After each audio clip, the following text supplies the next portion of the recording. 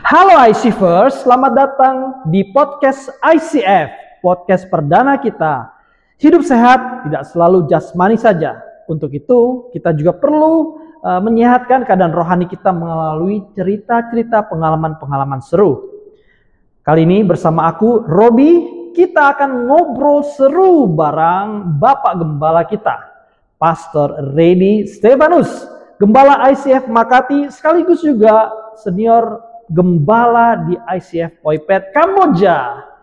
Kali ini kita akan bahas kisah perjalanan seru, pengalaman iman tentunya, yang luar biasa mengenai perintisan gereja di kota perbatasan, yaitu Poipet Kamboja. Pastor Redi, atau yang mungkin lebih akrabnya Ko Redi ya Ko ya. Selamat datang. Apa kabarnya nih? Baik, puji Tuhan. Terima kasih. Terima kasih. Nah, boleh dong cerita bagaimana sih awal-awal ketika Tuhan taruh hati dan bekerja buat pelayanan perintisan gereja, khususnya di kota yang gak mudah, di negara yang juga gak mudah, kota Poipet Kamboja. Boleh kok, silahkan cerita. Wah, kalau bicara soal mula-mula gereja ini ya, itu bermula di doa 10 hari menjelang Pentakosta di tahun 2024. Tahun lalu ya? Iya, tanggal 29 April sampai dengan tanggal 6 Mei pada saat itu. Nah, di tengah-tengah itu tuh ada jemaat yang mendapatkan visi dari Tuhan dan kemudian menyampaikan kepada saya, kok kita diminta Tuhan untuk buka gereja di Kamboja. Oh gitu? Iya. Terus kemudian saya bilang, wah, tar dulu. Iya. Ini masih dalam momennya 10 hari. Kemudian yuk doain, konfirmasi lagi, tanya sama Tuhan lagi. Nah, ternyata itu juga ada lagi yang lain juga menyampaikan hal yang sama. Maksudnya orang yang berbeda? Orang yang berbeda. Di waktu yang bersamaan? Di momen sama, yaitu doa 10 hari itu. 10 hari itu ya? Iya, nah kemudian akhirnya, wah ini sepertinya agak sesuatu serius nih yang Tuhan mau sampaikan. Akhirnya saya sampaikan kepada pengurus gereja untuk kita yuk menggumuli bersama. Di Makati waktu itu? Di Makati, ICF Filipina Makati, ya? betul, gitu mulanya. Lalu setelah itu, apakah Ko Redi menyimpan hal itu atau memang langsung melakukan gitu saja? Karena kan Poipet bukan sesuatu yang pernah Ko Redi datangi sebelumnya, bukan? Ya, betul. Poipet kota yang baru buat saya.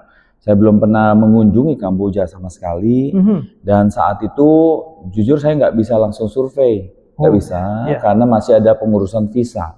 Sehingga akhirnya saya memplanningkan untuk survei ke Kamboja ini di bulan September. Selama 5 hari, yaitu tanggal 5 atau 6 sampai 10 September. Iya, bulan September 2024. 2024 juga. Lalu hal apa yang waktu Ko Redi datang ke situ tiba-tiba seperti apa ya, bikin hati perasaan Ko Redi itu, wah ini kayaknya benar deh tempatnya yang seperti yang Tuhan bilang melalui jemaat juga seperti itu. Ya. Ketika memang survei pada saat itu tuh menuju ke Kamboja melalui perbatasan Thailand. Jadi otomatis kota yang berdampingan itu adalah kota Poipet. Nah, visinya kan buka gereja di Kamboja dan kita belum jelas nih apakah kotanya Poipet, kota yang lain, kan saya juga nggak kenal.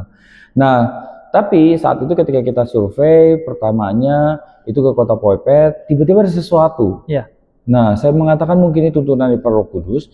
Ketika saya sampai di kota Poipet ini, dan kemudian saya ambil waktu untuk saya doa setiap hari pada saat itu, di sore hari, dan hati saya hancur. Siapa aja yang bersama Ko Redi waktu melakukan kunjungan perdana? Saya bersama dengan seorang jemaat, inisialnya A, ya. Nah, kemudian saya minta waktu sejenak. Jadi pada saat ketika saya berdoa, saya minta waktu sejenak untuk saya menyendiri. Terus saya pengen tahu maksudnya Tuhan apa di dalam hal ini. Nah, disitulah kemudian hancur hati saya itu. Kenapa? Karena Tuhan kemudian ketika saya bersama dengan jemaat saya ini dan juga ditemani juga dengan ada juga yang dikenalnya juga di situ, dibawa keliling. Jujur hati saya hancur oleh karena saya melihat banyak orang Indonesia. Orang Indonesia di kota Poipet. Lebih banyak dibandingin di kota yang saya layani di Makati. Oh, berarti panggilan atau sesuatu tuntunan itu lebih secara spesifik kepada orang-orang Indonesia di kota Poipet ini kok? Iya, itu yang saya dapatkan, yang kami dapatkan pada saat itu. Lalu di dalam survei itu pasti dong kalau misalkan aku juga menjadi diri Koredi, akan ada banyak-banyak pertimbangan dan pasti banyak tantangan kok. Membangun atau mendirikan gereja. Ya. Apa Koredi memang sudah punya persiapan sebelumnya? Atau? Ya, kalau persiapan diri ya, kalau saya sebagai hamba Tuhan, saya mencoba untuk, kalau itu adalah sesuatu yang datangnya dari Tuhan, saya coba untuk lakukan dan genapi. Tapi kan di samping itu kan ada banyak faktor-faktor yang lain, elemen-elemen yang lain. Nah, dalam survei 5 hari itu, akhirnya mulailah pikiran saya mencatat segala sesuatu, dan kemudian di hari yang keempat, saya mencoba untuk membuat sebuah laporan hasil survei. Akhirnya memunculkan satu angka. Nah, angka inilah yang menyebabkan sebenarnya secara manusia saya mengatakan, Tuhan, dari mana angka ini? Budget maksudnya kok? Budget, iya. Untuk kehidupan. Kalau misalkan seorang hamba Tuhan dikirimkan ke sini, dia hidup, kan nggak mungkin kan kita biarkan, kamu berangkat ke sana ya, terserah kamu mau hidupnya mau gimana, mau bisa makan nggak bisa makan.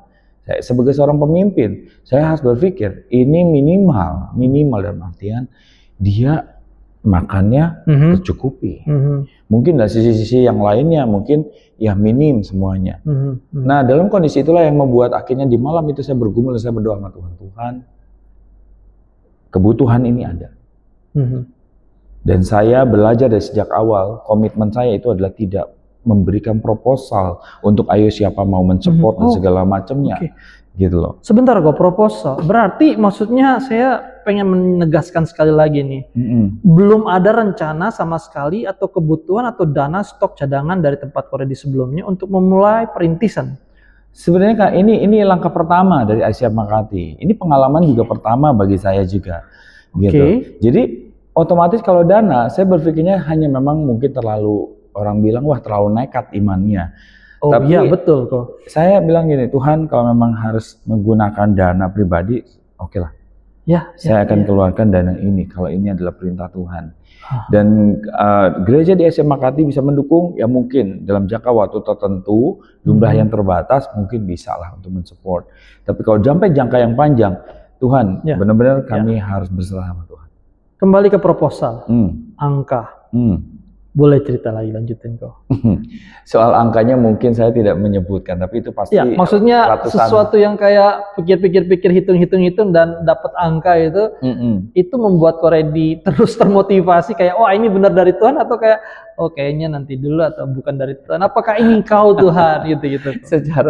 Secara manusia sih ya, kalau melihat angka ya itu bikin saya nggak bisa tidur.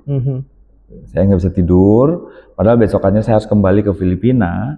Namun di situ saya cuma mengatakan begini sama Tuhan, Tuhan kalau ini adalah kehendak-Mu, Tuhan cukupkanlah. Wow. Tuhan cukupkanlah. Sehingga akhirnya betul Tuhan bekerja. Tuhan bekerja? Iya. Dari mana maksudnya Koredi bisa akhirnya sebelum berangkat ke Filipina tuh bilang, wah ini Tuhan bekerja? Ya, pertama Tuhan tahu situasinya. Ketika mulai dari April, kemudian ada yang sesuatu terjadi di Filipina gitu kan, dan terjadi juga ini membawa kami ke sini. Ini saya melihat itu adalah penyertaan Tuhan, dan itu adalah sesuatu yang Tuhan bukakan. Dan ketika juga dana ini diperlukan, itu ada orang-orang yang mengetahui ini kami akan membuka dari ICF Makati. Mereka bilang, kok boleh nggak aku mensupport? Oh, ini dari proposal yang Koredi buat tadi? Saya tidak sebarkan proposal. Ya, karena tadi Koredi sempat mengutip hal itu. Saya proposal itu saya buat ini bentuk laporan evaluasi yang saya berikan kepada sinode gereja. Wow. Karena kan mereka harus mengetahui ketika berangkat ke satu negara kebutuhannya bagaimana, apa-apa yang dilakukan, proses dan segala macamnya. Itulah yang saya laporkan kepada mereka. Gitu loh. Nah, kemudian ya ada dukungan juga dari sinode gereja kami. Tapi puji Tuhannya memang ada juga orang-orang yang Tuhan gerakan, yang ikut menabur dalam jumlah tertentu. Saya nggak mengatakan bahwa yang besar paling mulia, yang kecil nggak paling mulia. Tapi beberapa orang Tuhan kirimkan, begitu saja. Wah, luar biasa. Lalu setelah Koredi pulang, what next? Setelah ada orang-orang yang seperti Tuhan gerakan untuk melanjutkan atau mengaminkan proses pengamatan Ko Reddy, apa yang terjadi selanjutnya? Iya, pokoknya selanjutnya adalah ini kalau udah berangkat menginjakan kaki di sini, apalagi pada saat survei ada sebuah kondisi pencarian tempat dan tiba-tiba dalam 5 hari itu langsung menemukan satu tempat. Sebentar, langsung menemukan. Iya, cerita dong Ko, gimana? Karena kan ini sebuah perjalanan Ko ya, kayaknya seperti bangsa Israel itu ada panduan-panduannya, kita nggak langsung menemukan tempat ini. Pasti ada kayak tempat-tempat tertentu yang dipikir itu, tetapi kayak langsung gitu. Boleh cerita Ko? Iya, ada, kita jadi survei lah, kan harus tahu berapa sih kebutuhannya, dana dan segala macamnya. Jadi survei beberapa tempat, jadi ada tempat-tempat yang ya bagus, tapi ternyata kapasitasnya kecil. Dan kemudian ketika di hari ketiga, teman kami memberitahukan bahwa ada satu tempat nih, harganya lumayan murah, ini lebih luas. Dari tempat yang sebelumnya dipakai? Iya, ada beberapa tempat kan, dan akhirnya betul, wah iya ini lebih luas, seperti 2 rumah dijadikan satu, tapi harganya masih lebih murah ketimbang yang satu-satu itu. Satu rumah itu. Nah inilah yang membawa saya tuntunan Tuhan nih. Jadi ketika Tuhan sudah membukakan satu jalan, memang dana belum ada. Tapi kemudian akhirnya kami tetap memutuskan sekali sudah melangkah dalam iman, jangan pernah mundur oleh karena daging. Jadi setelah itu saya bersama dengan istri saya, bersama dengan Evangelis Venia, dan juga bersama dengan tadi yang jemaat dengan inisial A ini, kami berangkat kembali di November. Gitu loh. Untuk mempersiapkan segala sesuatu, karena di November itu sewa tempat itu sudah terjadi dan segala kita coba mempersiapkan fasilitas untuk bisa dipakai sebagai ibadah. November berarti semua persiapan termasuk apa yang dibutuhkan di dalam gereja itu terjadi di bulan itu. Iya, betul. Meskipun belum sempurna ya, kita nyicil lah, tergantung kan, kita nggak bisa langsung wah semuanya dana kan juga kan, kita harus benar-benar secara bijak. Lalu kapan ibadah perdana ICF Poipet diadakan? Iya, nah akhirnya puji Tuhan di November itu minggu ketiga tanggal 20 itu kami bisa mengadakan ibadah di sini. Ya, ibadah perdana lah. Ibadah perdana ya. Kita mendoakan tempatnya dan bersyukur juga ada beberapa teman-teman juga yang bisa hadir ya meskipun belum banyak, tapi kita bersyukur rumah ini akhirnya terima kasih Tuhan sudah sediakan buat kita. Cerita dong suasana ibadah perdana itu kok, siapa aja yang hadir pada saat itu, lalu apa ada cerita lucu atau haru pada saat ibadah perdana itu? Iya, sebenarnya kami kan juga belum banyak melakukan kegiatan penjangkauan karena pada saat itu kan masih bentuknya survei, penyediaan tempat dan segala macam. Tapi satu sisi ya ketika kami buka kita akan buka ibadah pada saat itu dan kemudian yang hadir itu ya kami berempat plus ada beberapa orang lah 5-6 orang lah saat itu itu hadir di dalam ibadah. Tapi saya merasakan bahwa puji Tuhan ada jemaat yang bersama saat itu juga untuk melakukan ibadah. Wow. Gitu. Oke. Wow, luar biasa. November itu bukankah akhir tahun kok? Bukankah menjelang Christmas? Iya. What's next? Apa selanjutnya setelah itu? Iya sih, karena kita juga mikir, waduh ini pembukaan kok di akhir tahun gitu akhir kan. Tahun. Kalau akhir tahun kan semua gereja-gereja juga pada sibuk, fokus pada Natal, Tahun Baru. Sama sebenarnya, saya juga berharap, nggak usah buru-buru lah Tuhan, tunggulah awal semester tahun depan 2025. Sorry, itu belum rutin itu ibadah? Belum, itu baru perdana aja. Jadi perdana itu setelah itu kami pulang. Jadi nggak ada lagi. Tidak ada yang lanjut. Minggu depannya nggak ada lagi. Nah, kemudian pada saat ketika bulan Desember, inisiasi daripada Evangelis Venia pada saat itu adalah gimana kalau kita bikin ini momennya karena momen Natal nih. Betul. Dimana orang-orang juga orang Kristen kan fokus ya beribadah ya pada saat Natal itu kan. Sebentar, berarti waktu itu persiapan Natal di Filipina dong? Iya, kami lagi masih di Filipina semuanya. Gitu. Waduh, saya nggak mau diganggu itu untuk pergi kemana-mana itu. Gimana itu mau mengadain Natal kok? Nah, akhirnya ya ketika inisiasi itu dirasakan memang perlu juga. Saya rasa kami sama-sama berdoa. Akhirnya kami mengutus Evangelis Venia untuk datang ke sini dan membuka ibadah mulai dari tanggal 17 Desember ya. 2024 itu dan akhirnya kontinus puji Tuhan nih sampai sekarang setiap minggu kita ada ibadah dari mulai tanggal 17 Desember itu. Bagaimana tuh rasanya punya setelah tanggal 17 itu ibadah yang mulai rutin itu bisa lahir di tengah komunitas baru? Apa ada tantangan yang muncul setelah adanya ibadah rutin itu kok? Yes, tantangannya sebenarnya kalau saya lihat berdasarkan juga kriteria saya mencari seorang misionaris yang bisa dikirimkan ke sini. Gitu loh. Jadi ketika Evangelis Venia dikirimkan itu kan sementara. Oh, dia belum enggak lama ya. Jadi kemudian juga dia 1 bulan sampai Januari, kemudian saya bersama dengan istri datang di Januari sampai dengan Maret. Kemudian juga Evangelis Venia lagi datang di bulan Maret sampai dengan Mei. Nah, begitu. Nah, jadi kalau bicara soal tantangan, saya bilangnya begini, kita mencari hamba Tuhan yang sudah berkeluarga. Mencari. Gitu loh. Jadi nggak yang single, karena tantangannya ketika dia ujung tombak misionaris ya. Betul. Itu kadang-kadang kan menghadapi tantangan ya, aduh merasa sendirilah, capek gitu kan ketika sampai di rumah pastori, nggak ada orang tempat curhat. Aduh. Saya sendiri mengalami gitu. Saya pikir wah, saya terbantu dengan adanya istri, maka di sini pun juga alangkah lebih baiknya jika ini pemikiran manusia, kami sama-sama doakan dan puji Tuhan.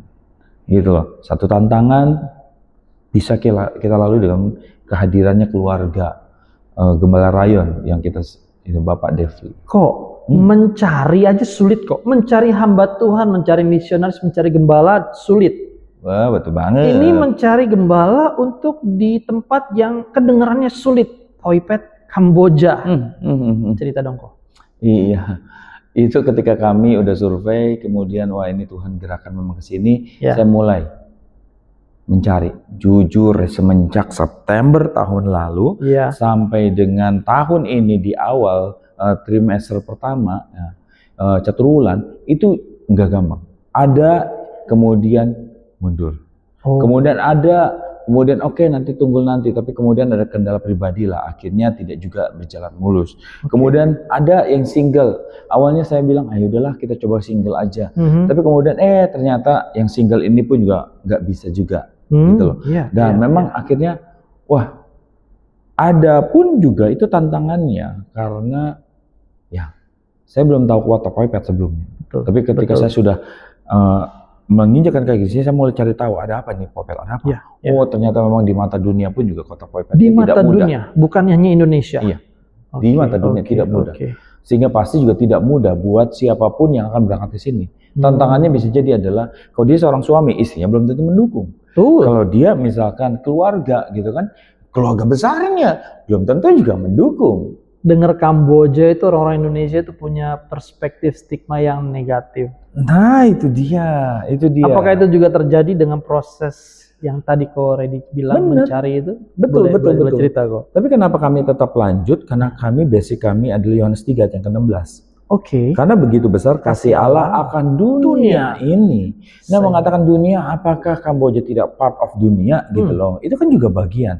Jadi otomatis saya harus mencoba cari tahu apa yang Tuhan mau terhadap Kamboja ini. Dan kalau Tuhan sudah menaruh hati di sini, berarti ada orang yang akan Tuhan kirim. Nah, kami ya upaya kami adalah kami tetap berdoa, kami tetap berusaha dengan sabar dalam penantian segala sesuatunya. Gitu. Jadi tantangan terjadi, tapi toh Tuhan akan sediakan dalam waktu. Kemudian pada akhirnya Pastor Devli, akhirnya puji Tuhan, Pastor Devli Kahirupan, itu beliau bersama dengan istri dan 1 anaknya, itu bersedia untuk datang. Bukan mudah loh buat beliau. Beliau pun juga ada tantangan gitu kan, dari sana sini, tapi saya salut dengan bagaimana juga dia punya iman kepada Tuhan, bagaimana juga dia berani melangkah dalam penyataan Tuhan, bukan karena saya, gitu loh. Kalau dia tahu mungkin saya nggak siap dalam segala dana dan apa, mungkin bisa jadi dia juga mundur. Tapi saya percaya bahwa dia juga percaya akan kepada Tuhan, penyataan Tuhan. Tadi Natal dan Koredi ada masa selang beberapa waktu dalam proses pencarian yang belum menemukan atau belum ada orang yang tepat. Dan kapan Pastor Devli akhirnya mereka datang ke kota Poipet ini? Iya, mereka akhirnya datang, puji Tuhan, itu pada tanggal 26 Mei. Oh, Mei kemarin ini. Iya, baru. 26 Mei. Kemudian mereka berangkat. Salah kayaknya saya. Kemudian mereka datang. Bukan 26 Mei. Berangkat pada tanggal 26 April. 26 April, oke. Iya, 26 April, kemudian berangkat ke sini dan ya puji Tuhan lah mereka sudah ada, kan sekarang kan di bulan Juni ini kan, sudah hampir 2 bulan 2 bulan ya? Ya 1 bulan setengah, hampir 2 bulan lah ya, gitu. Jadi mereka sudah di sini. Seberapa penting sih kehadiran mereka buat perkembangan ICF POIPET ini? Apa peran mereka sampai sejauh ini dalam 2 bulan ini kok? Boleh tolong cerita? Ya puji Tuhan. Kalau saya melihat selain daripada kerendahan hati beliau, ya selain juga bagaimana beliau mencoba untuk submit di atas panggilan Tuhan bersama dengan istri ya. Nah, saya melihat supel pribadinya. Jadi dia mudah untuk masuk. Saya tahu bukan sesuatu yang mudah sebenarnya.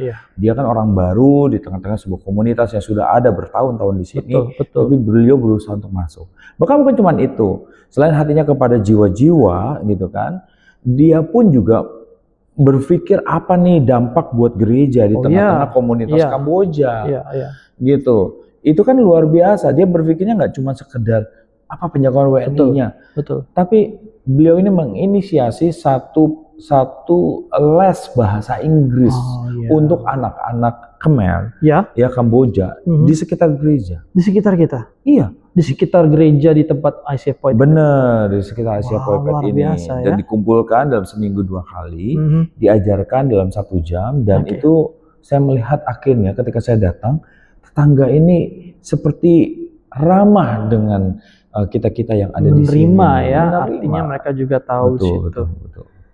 Kita mau berbicara tentang apa yang terjadi belum lama ini kok. Peresmian ICF POIPET.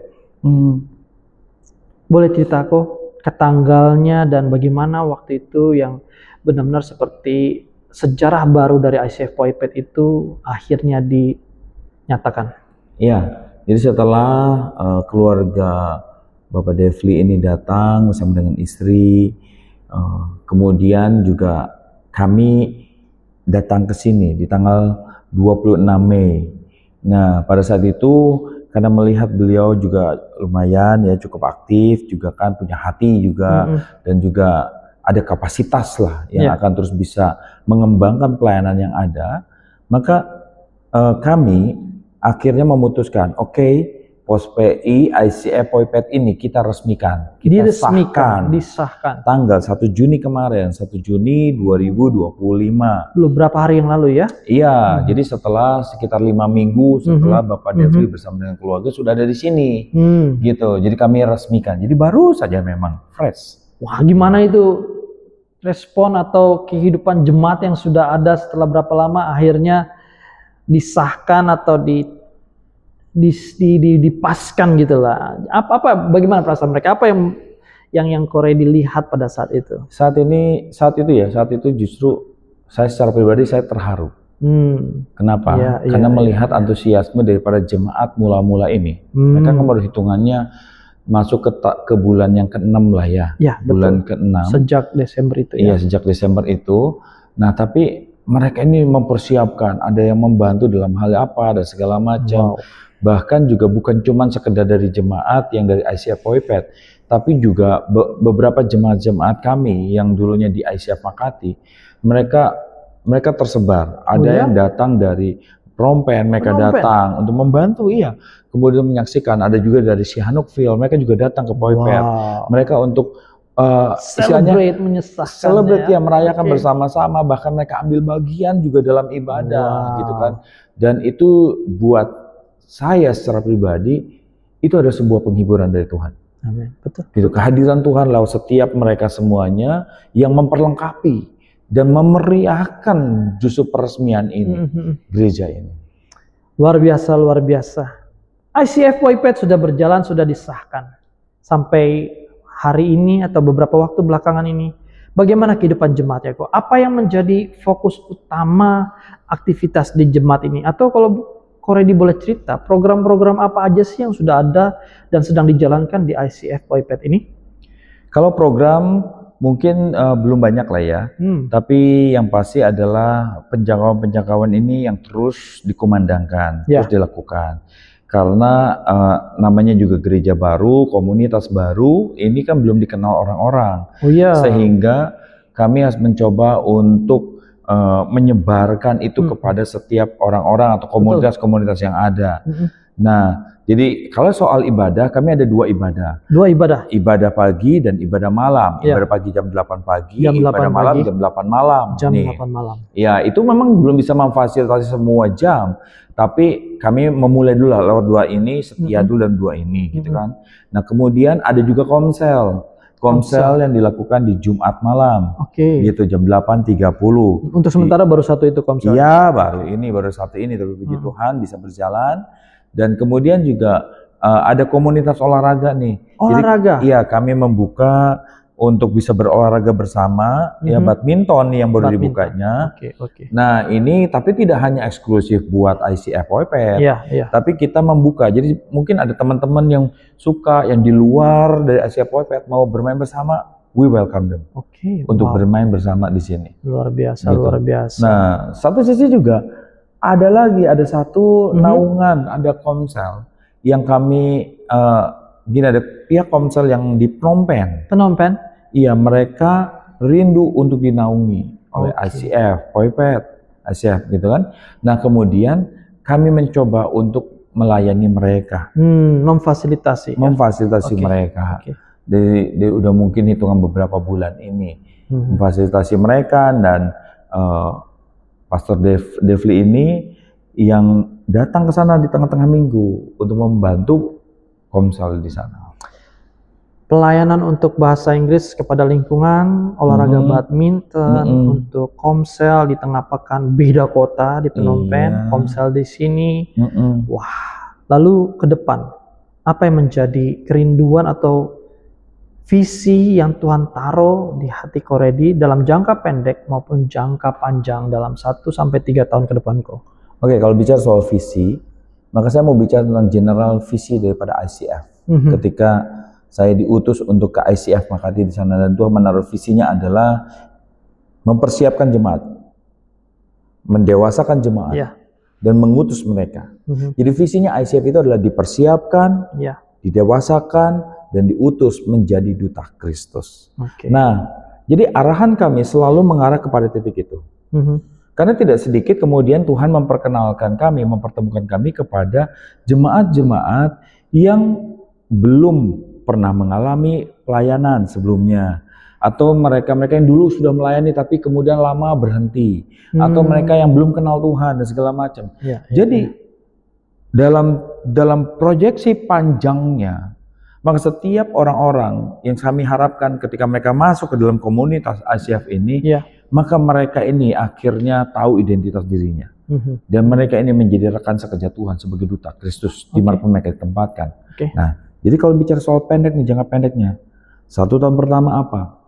Mungkin 1 tahun pertama ini cukup singkat lah. Apa yang bisa dilakukan adalah, saya berharap ICF ini menjadi sebuah komunitas yang memberikan dampak di tengah kota Poipet. Dampak di kota Poipet. Iya. Nah, jadi keberadaan ketika ada jemaat di sini, apakah keberadaan jemaat ini kembali ke tempat masing-masing itu memberikan dampak bagi kota Poipet atau tidak? Jadi 1 tahun pertama ini. Nah, kemudian kalau misalkan bicara tentang jangka panjang ke depannya, 3 tahun ke depan, saya mau melihat gini, jangan merasa puas oleh karena jumlah yang banyak. Justru seberapa banyak jemaat yang dipersiapkan, yang diberikan, yang dipercayakan kepada setiap kita, apakah mereka punya kualitas setelah 3 tahun ini, mereka adalah kualitas sebagai ambassador of that. Yang mereka tahu identitasnya, yang mereka tahu keberadaan mereka di tengah dunia ini harus berperan seperti apa. Gitu loh. Jadi mereka ini berfungsi sebagaimana mestinya. Kalau bicara soal apakah berharap nanti ada muncul gereja-gereja yang lain di bawah ICF Poipet, saya mau percayakan itu di atas segala tuntunan Roh Kudus. Ya, amin, betul. Untuk secara sampai ke sana mungkin dalam 3 tahun ke depan kami tidak. Gitu loh. Kami masih berproses tentang apa yang Tuhan percayakan dalam jiwa. Wah, visi yang luar biasa kok ya. Dari visi itu, saya pikir ada 2 dua tipe atau dua jenis pendengar yang mendengar di podcast atau percakapan kita. Yang pertama itu buat pendengar yang mungkin tergerak ingin mendukung dan mendoakan ICF Poipet. Tolong arahkan kok gimana caranya kok. Oke. Mendukung atau mengarahkan. Jadi artinya ya satu jemaat, satu yang mendukung gitu ya. Nah, ada dua pendengar yang saya mungkin pikir dalam pikiran saya. Yang pertama itu buat pendengar kita yang mungkin tergerak dari percakapan kita ini untuk mendukung dan mendoakan. Oke, untuk orang yang pertama ini, kira-kira ada yang mungkin kok Ready bisa arahkan? Ya, gimana caranya? Siapapun juga, buat saudara-saudara yang menjadi pendengar akan podcast ini, kita harus percaya bahwa keberadaan kita pada satu tempat, satu keadaan, itu bukan secara kebetulan. Ya. Bahwa saudara ada di tempat itu, baik di kota Poipet, di kota yang lain, di Indonesia atau dimanapun juga, bahwa Tuhan mau pakai saudara menjadi alat rekan sekerjanya Tuhan. Ya. Jadi saudara berfungsilah sebagaimana saudara berfungsi, tanyakan Tuhan apa yang kira-kira saudara bisa sumbangsikan di tengah-tengah komunitas saudara, sehingga saudara dipakai oleh Tuhan. Gitu loh. Bahkan kalau saudara setelah mendengar podcast ini, saudara menjadi rindu untuk mendukung kami di sini, saudara dukung dalam doa. Ya. Karena kami membutuhkan banyak sekali buat orang-orang juga mendoakan pelayanan ini. Ya, betul, karena peperangan rohani, saudara. Betul. Ya, untuk melepaskan setiap jiwa-jiwa saat ini. Okay. Ya, kalau misalkan dalam dukungan-dukungan yang lain, silakan saudara boleh juga menghubungi. Ada nomor-nomor ya yang bisa misalkan dukungan, apalagi yang bisa kami lakukan, apalagi silakan saudara langsung menghubungi saja. Oke. Nah, yang kedua, ini mungkin buat para pendengar yang merasa ingin terpanggil buat terlibat di dalam gereja atau pelayanan di ICF ini. Kok Ready mungkin bisa arahkan? Ya, kita sama-sama melihat gini. Gambaran yang Tuhan berikan di dalam Alkitab mengenai jemaat-jemaat itu adalah tubuh Kristus. Ya. Artinya sebuah gereja tidak akan pernah bisa berjalan tanpa keterlibatan setiap jemaat-jemaatnya. Tubuh itu bergerak oleh karena gerakan seluruh anggota tubuhnya. Betul. Jadi yuk mari sama-sama buat setiap kalau jemaat-jemaat yang ada di dalam ICF Poipet ini, yuk bergandengan tangan, mari melihat kanan dan kiri di dalam rumah kita, di dalam komunitas ini, apa yang kira-kira bisa kita sumbangsikan untuk mengembangkan. Bukan istilah bicara mempercantik ruangan, bukan cuma itu. Tapi maksud saya itu adalah, yuk bagaimana supaya kita makin terus bertumbuh ke arah Kristus. Gitu loh. Bagian-bagian apa? Nah, kalau saudara-saudara yang di luar sana, yang ada juga di kota Poipet, saudara belum berjemaat gitu kan, saudara bisa datang. Yuk datang, bertumbuh, berkumpul bersama dalam komunitas ini. Anggap ini sebagai sebuah rumah buat saudara.